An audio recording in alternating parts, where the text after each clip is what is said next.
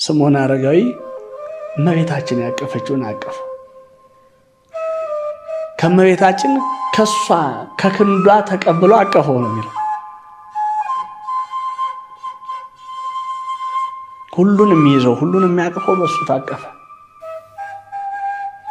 ከ270 ዓመታት በኋላ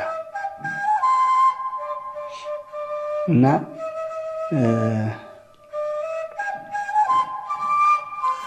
አባቶቻችን እንደ ስምዖን አረጋዊ ስተቱ የጠቀመው የለም ይላሉ።